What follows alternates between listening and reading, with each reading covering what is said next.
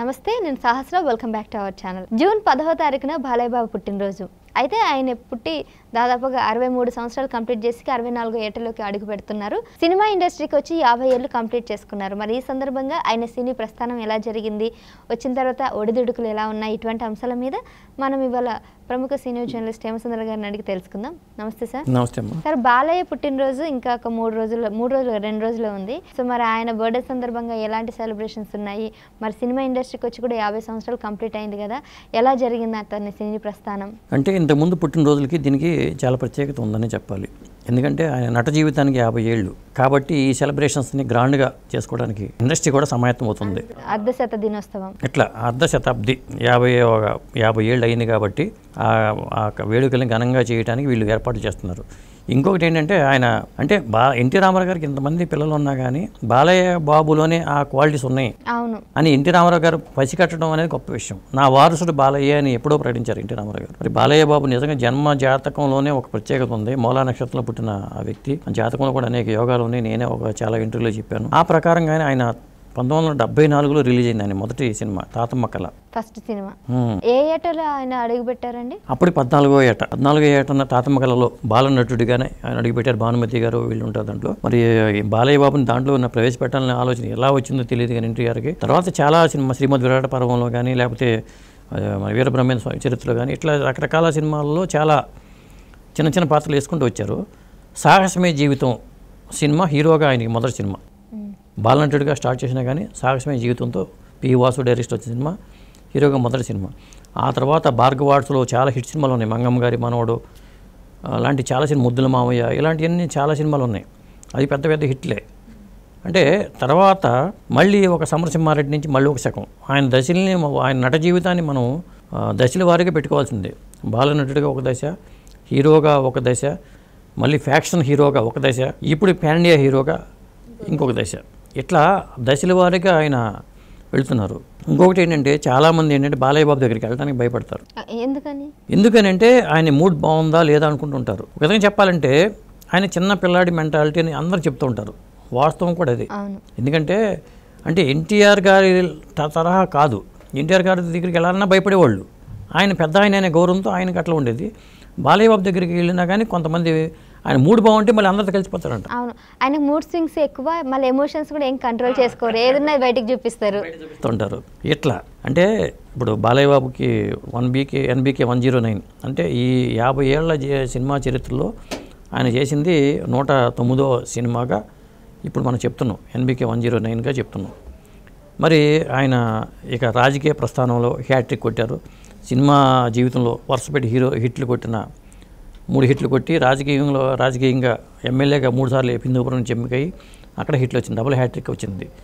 మరి ఈ సందర్భంగా ఈసారి ఈ పుట్టినరోజుకి మాత్రం ఆ ప్రత్యేకత అనేది ఉంది. అంటే బాలయ్య బాబు తన 14వ ఏటన హీరోగా అడుగు పెట్టినా మరి మోక్షజ్ఞని మాత్రం ఇంతవరకు ఆయన అసలు మొదటి నుంచి ఎంకరేజ్ చేయలే. ఇంట్రెస్ట్ అతనికి లేకపోవడం అంటారు. అబ్బాయికి సినిమాల మీద అంత ఇంట్రెస్ట్ లేకపోవడం అంటారు. లేకపోతే ఎన్టీఆర్ ప్రకటించినట్టుగా నట వారసుడు మోక్షజ్ఞ అని ఎప్పుడో ప్రకటించి ఉండేవాళ్ళు. ఇప్పుడు ఎన్టీ రామారావు అంతమంది పిల్లలు ఉన్న బాలకృష్ణ రావడానికి కారణం ఆయనకున్న ఇంట్రెస్ట్ అంతే. ఇంకొకటి ఏంటంటే ఆయనలో మొండితనం ఎక్కువ. ఇప్పుడు విజయేంద్ర వర్మ షూటింగ్లో ఆయన పైనుంచి దూకేశారు. ఆయన డూపును పెట్టుకుని ఎలాంటి రిస్క్ ఉన్న షార్ట్స్లో డూపును పెట్టి చేస్తారు. ఆ ప్రొడ్యూసర్ గారు కొండా కృష్ణరాజు గారు నాకు బాగా క్లోజ్ ఫ్రెండ్. ఆయన ఆ టైంలో ఆయన ప్రొడ్యూసర్, ఆయన మొదటి సినిమా ఆయనకి ప్రొడ్యూసర్గా. ఆ సినిమా షూటింగ్ కూడా చాలా గ్యాప్ వచ్చింది. మళ్ళీ ఆయన కోలుకున్న తర్వాత కూడా పరిగెత్తే సన్నివేశాలు కూడా చేసాడు ఆయన. అంటే ఆ మొండితనం అలా ఉంటుంది. మొదటి నుంచి కూడా ఆయన మొండితనం ఉంది. నాకు కూడా బాలయ్య బాబుతో చాలా చేదు అనుభవం కూడా ఉంది. లక్షపాప రంచికి వస్తామని సాంగ్ ఒకటి నరసింహనాయుడు నరసింహనాయుడు అనుకుంటా షూటింగ్ జరుగుతుంది. ఒక్కరే కూర్చున్నారు. కూర్చుంటే ఆయన కార్డ్స్ ముందు పెట్టుకుని కూర్చున్నాడు. ఖాళీగా ఉన్నారు కదా, నన్ను కూడా కార్డ్స్ ఆడదామంటారేమో అనుకున్నాను. నాకు పరిచయం లేదు అసలు. ఆయన బోరు కొడుతుందేమో అనుకుని నమస్కారం అండి, నేను ఈనాడు జర్నలిస్ట్ హేమసుందర్ నా పేరు ఉంటాయి, ఏం కావాలి అన్నాడు. ఆయన మీతో 5 మినిట్స్ మాట్లాడదాం అనుకుంటున్నాను అన్నాడు. పిలిచి అలా అన్నాడు. అంతే. ఇదేంటి బాబు అంటే అప్పుడు నేను చిరంజీవి గారింటికి వెళ్ళా. సాయంత్రం చిరంజీవి గారి దగ్గర ప్రస్తావన వచ్చింది. సార్ బాలయ్య బాబుతో పొద్దున ఇలా జరిగింది, మీ దగ్గర ఎలా జరిగింది? ఈయన ఎలాగానే హేమసుందర్ ఈయన పెట్టి అంటాడు 4 గంటలకి. అంటే ఆయన ఏమన్నా అంటే నువ్వు నన్ను అపాయింట్మెంట్ తీసుకుని టైం ఫిక్స్ చేసుకుని వచ్చావు కాబట్టి నేను నీతో ఇలా బిహేవ్ చేశాను. చిరంజీవి గారు అన్నారు, నువ్వు నాకు బాగా తెలుసు కాబట్టి నీతో ఇలా బాగా బిహేవ్ చేశాను. నీకు బాలయ్య బాబు పరిచయం లేదు కదా, బాలయ్య బాబుది చిన్నపిల్లాడి మెంటాలిటీ, కానీ మనిషి చాలా మంచోడు అని చిరంజీవి గారు అన్నారు. బాలయ్య బాబు మనిషి చాలా మంచోడు, అదేం కాదు అని చెప్పి మార్నింగ్ ఇలా జరిగింది, సాయంత్రం ఇలా జరిగింది అన్న నేను. ఇట్లా అంటే బాలయ్య బాబుతో నాకు అనుభవాలు ఉన్నాయి. తర్వాత మళ్ళీ కలిసిన సందర్భాలు ఏమైనా ఉన్నాయా బాలయ్య బాబు? కాలు ఇరిగిన తర్వాత కోలుకున్న తర్వాత మళ్ళీ వాళ్ళ ఇంట్లో ప్రెస్ మీట్ పెట్టినప్పుడు కూడా నేను వెళ్ళాను. నేను అందరి హీరోలతో కన్నా నాకు చిరంజీవి గారితో సాన్నిహిత్యం ఎక్కువ. ఎందుకంటే చిరంజీవి గారు అందరితో జర్నలిస్టులతో మింగిల్ అయిపోతారు, ఆయన కలిసిపోతారు. ఆయన జర్నలిస్ట్ వెళ్ళామంటే అసలు ఆయన ఎంత టైమైనా కూర్చుని పోతారు ఆయన. ఎందుకంటే జర్నలిస్టులకి ఒక చెప్పాలంటే మంచి మిత్రుడు అనుకోవచ్చు చిరంజీవి గారు. అట్లా ఉంటుంది. మళ్ళీ నాగార్జున గారు కూడా వీళ్ళందరూ రెగ్యులర్, వెంకటేష్ గారు మళ్ళీ మామూలుగా అంటే బాలయ్య బాబు దగ్గరికి వచ్చేసరికి జర్నలిస్టులు కూడా ఎక్కువగా వెళ్ళరు. అంటే బాలయ్య బాబు టైం కూడా బహుశా నేను చాలా బిజీగా ఉంటున్నాను. ఒక పక్క సినిమాలో, ఒక పక్క కార్యక్రమాలు అన్నీ ఉంటాయి కదా. ఆయన ఇప్పుడున్నంత మంది రిపోర్టర్స్ అప్పుడు ఉండేవారు కాదు, జర్నలిస్టులు చాలా కొంతమంది ఉండేవారు. అంటే అప్పుడు ఏం చేస్తే బిఏ రాజు గారు చూసేవాళ్ళు. బాలయ్య బాబు గారికి సంబంధించిన ఏమన్నా బాలయ్య బాబుకి ఏమైనా పని వస్తే బిఏ రాజు చెప్పేవాళ్ళు. బిఏ రాజు మిగతా అన్ని డీల్ చేసేవాడు.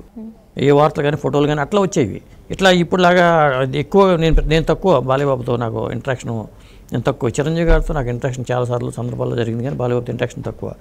కానీ బాలయ్య బాబు జీవితాన్ని మనం చూసుకుంటే 50 ఏళ్లలో కూడా ప్రతి దశలోనూ ఆయన ఎదుగుతూ వస్తున్నారు. మీరు చూసుకోండి, ఇది జాతక బలం అంటారా మరి దీన్ని ఏమంటారో తెలియదు, కానీ బాలయ్య బాబు జీవితం అనేది గోల్డెన్ స్పూన్తో పుట్టినా కానీ మనకు స్వయం కృషి ఉండాలి. మన టాలెంట్కి తగ్గట్టుగానే అందరు హీరోలు, అందరూ వారసత్వంలో అందరూ ఎదగలేదు కదా. ఎన్టీ రామారావు గారు అంతమంది కొడుకులు ఉంటే అందరూ ఎదగలేదుగా. బాలయ్య బాబు ఒక స్టార్ హీరోగా ఎదిగిన వ్యక్తి ఒక బాలయ్య బాబు కనిపిస్తారు మనకి వారసత్వం అనుకుంటే. మిగతా మా దాసరావు గారు డైరెక్టర్, వాళ్ళ ఎంతోమంది హిట్లు ఇచ్చారు, మరి వాళ్ళ అబ్బాయికి హిట్ ఇచ్చి నిలబెట్టుకోలేకపోయారు కదా. ఇట్లా ఉంటుంది. మనలో టాలెంట్ కూడా ఉండాలి, అదృష్టం ఉండాలి, కాలం కలిసి రావాలి. బాలయ్య బాబుకి అన్నీ కలిసి వచ్చినాయి. ఆ కలిసి రావడం వల్ల అంచెలంచెలుగా ఆయన ఎదుగుతూ ఇవాళ ఈ స్థాయిలో ఉన్నారంటే నిజంగా గొప్ప విషయం. ఇప్పుడు బాలయ్య బాబుకి సంబంధించి సెలబ్రేషన్స్ కూడా గ్రాండ్గా జరగబోతున్నాయి. అటు ఏపీలోనే ఇటు తెలంగాణలోనూ పైగా తెలుగుదేశం పార్టీ గెలిచింది కాబట్టి ఇంకా గ్రాండ్గా సెలబ్రేషన్. అసలు వాళ్ళ మార్నింగే హిందూపురం, నేను మాట్లాడినప్పుడు ఇవాళ మార్నింగ్ హిందూపురం వెళ్తున్నారు. పైగా ఇది 3వ సారి ఆయన ఎమ్మెల్యేగా గెలవడం హిందూపూర్లో. ఎందుకంటే ఇవాళ మార్నింగ్ హిందూపురం వెళ్తున్నారని చెప్పారు. బహుశా నేను మరి రామజోగి గారు ఇవాళ చనిపోయారు కాబట్టి నేను కూడా అక్కడి నుంచి వచ్చేసి ఉంటారేమో అనుకుంటున్నాను. మళ్ళీ 12 జరిగిన ప్రమాణ స్వీకార కార్యక్రమాలు ఉన్నాయి. అయిపోయిన తర్వాత వచ్చిన తర్వాత సెలబ్రేషన్ సంబంధించి కూడా 50 ఇయర్స్ సెలబ్రేషన్స్ చేయాల్సిన అవసరం ఉంది కాబట్టి అది గ్రాండ్గా సెలబ్రేట్ చేయడానికి కూడా ఇటు cinema journalist film critics association కానీ, మరి అటు ఛాంబర్ వాళ్ళు కానీ, ఇంకొక ఏ అసోసియేషన్స్ ఉంటే వాళ్ళందరూ ఇన్వాల్వ్ అయ్యి సమష్టిగా వీళ్ళు చేసే ఆలోచనలో కూడా ఉన్నారు. ఈ గ్రాండ్గా చేద్దాం అనేది బాలయ్య బాబుకి 50 ఇయర్స్ సెలబ్రేషన్స్ అనేది. నేనేమంటున్నానంటే బాలయ్య బాబు 50 ఇయర్స్ సెలబ్రేషన్తో పాటు ఈ పవర్ స్టార్ పవన్ కళ్యాణ్ గారు కూడా రాజకీయాల పరంగా చాలా ఎదిగారు కాబట్టి ఇద్దరిని ఒకే వేదిక మీద కలిపి చిరంజీవి గారిని ముఖ్య అతిథిగా పెడితే బాగుంటుంది కదా అనే ఆలోచన నాకు వచ్చింది. నేను ఇదే కొమ్మనేని వెంకటేశ్వర గారితో రాత్రి మాట్లాడినప్పుడు అన్నా నేను, అంటే అలాగే చేద్దాం హేమచంద్ర గారు అన్నాడు. ఆయన దీన్ని ప్లాన్ చేసుకుని మీరు ఇండస్ట్రీ వాళ్ళ తరపున ఇండస్ట్రీ ఛాంబర్ దృష్టికి తీసుకెళ్లారు. ఈ ప్రణాళికలను సిద్ధం చేసుకుంటారు. ఛాంబర్ దృష్టికి తీసుకెళ్ళి దీన్ని చేసే ఆలోచన అయితే ఉంది. చేయండి సార్, చాలా బాగుంటుంది, మంచి ఆలోచన కూడా. మొత్తానికైతే బాలయ్య గారు ఈసారి గ్రాండ్గా హిందూపూర్లోనే సెలబ్రేషన్ చేసుకునే అవకాశాలు అయితే ఉన్నాయి.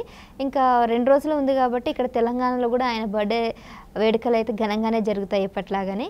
సో అడ్వాన్స్గా బాలయ్య బాబుకి విషెస్ కూడా చెప్పేద్దాం. Thank you sir. Thank you.